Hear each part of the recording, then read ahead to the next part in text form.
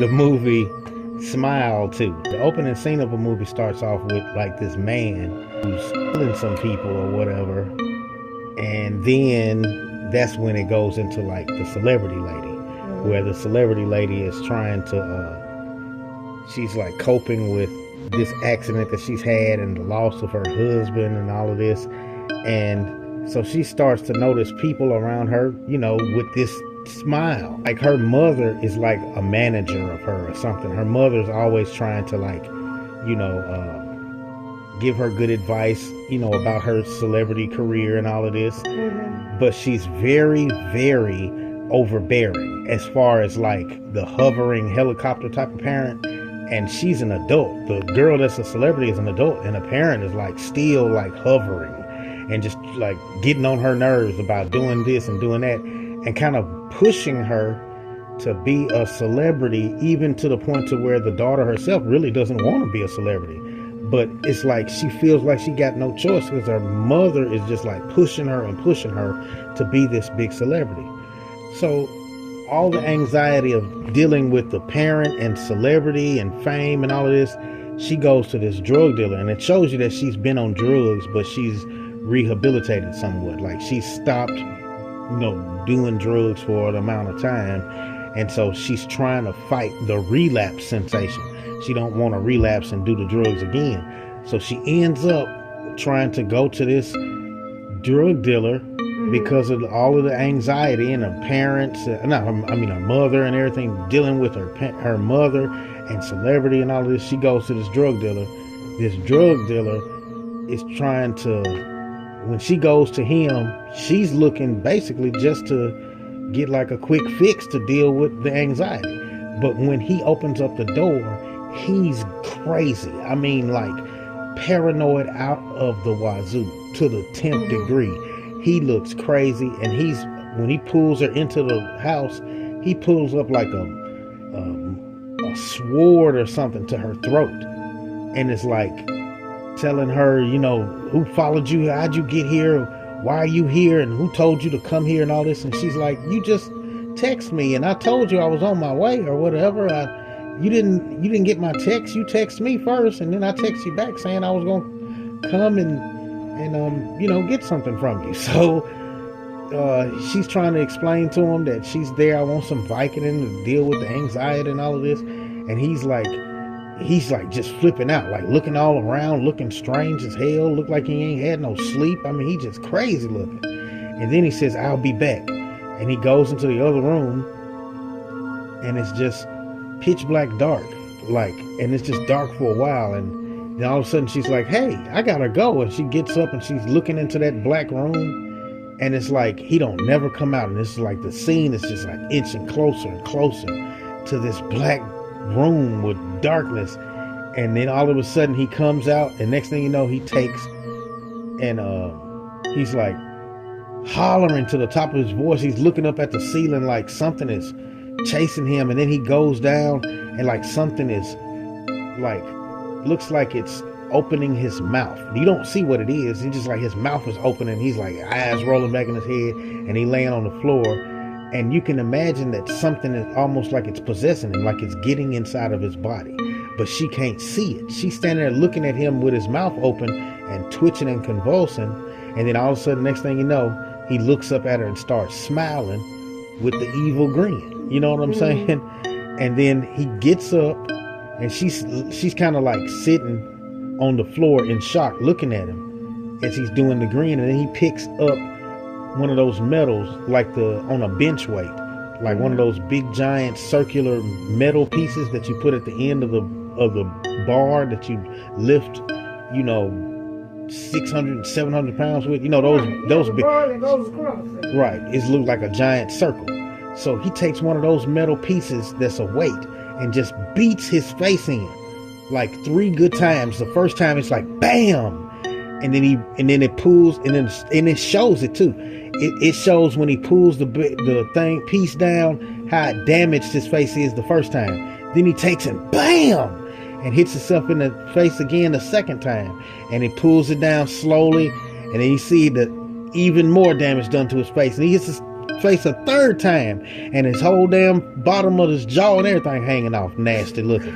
I'm talking about it. She's sitting there, and I'm talking about the camera's just locked on her face, and for about 5 to 7 seconds it's just silent as he falls down on the floor and good blood just running out of his face and he's dead, and she just standing there, not standing there, she's sitting there, up against the wall, squatting on the floor in shock. And all of a sudden she like unlocks out of the shock like and then she just gets up, and then she throws up all over the floor and then gets the hell up out of there.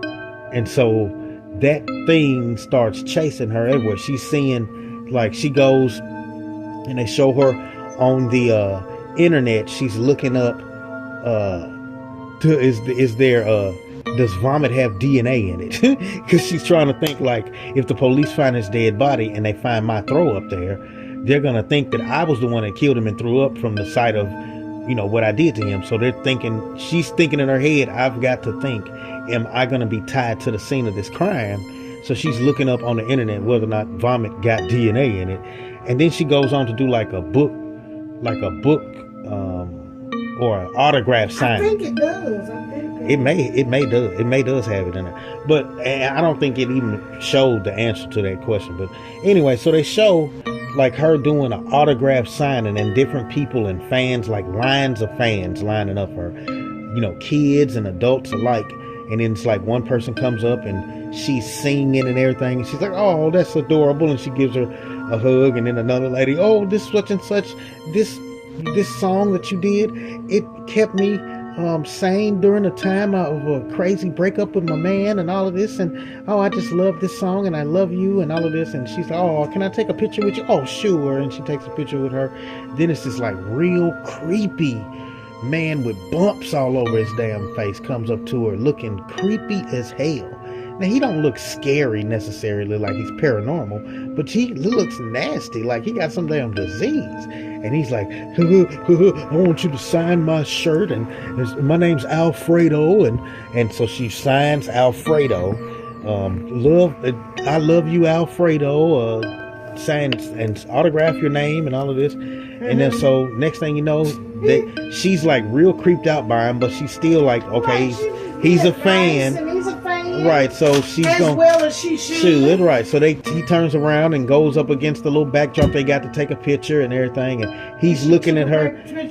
Yeah, and he's looking at her like, you know, real like googly eyed, like he want to take her home type of deal, and she's real creeped out by that. And the next thing you know, they kind of like, you know, just usher him off, but his face is full of these like what look like whelps, or like if you had the hives or poison ivy or something, with these big old pus-filled bumps all over. I mean, he's nasty looking in the mud. But anyway, so next thing you know, there's this little girl after that, after they have him go off, and so the movie is following him, making it seem like he is the one that we should pay attention to, that's nasty, that, you know what I'm saying? So it's kind of like a diversion tactic the movie does right there. And next thing you know, this little girl walks up, and the little girl is when they move, like, okay, and the guy's trying to, you know, after he really creeped her out, and she's like, because he started like hugging on her, and so they kind of had to escort him away,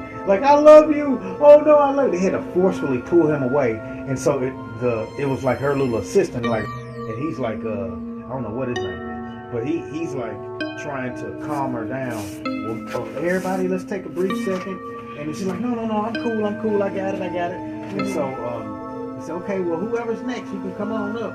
And so they move, like somebody moves out the way, and you see this little girl standing there with the smile on her face, just creepy as hell, with her head kind of down and her eyebrows together, with this creepy ass smile, just smiling, just looking creepy as hell. And then so she walks up and she's like, how you doing, or whatever. She don't say nothing, and she like signs the autograph for her. She's still looking at her, and she's smiling, and she keeps looking up and looking down at what she's signing, looking back up at her, smiling. And then she goes and takes a picture.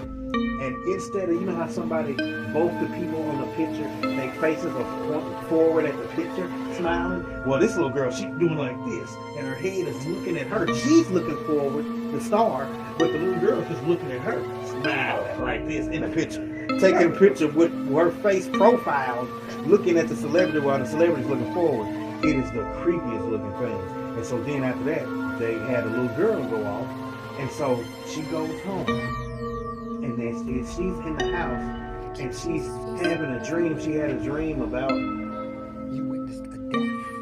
As time goes on, she calls for this girl who seems like they had a estranged relationship. They hadn't been cool together, you know, and responding and communicating often. I will hold on for a minute.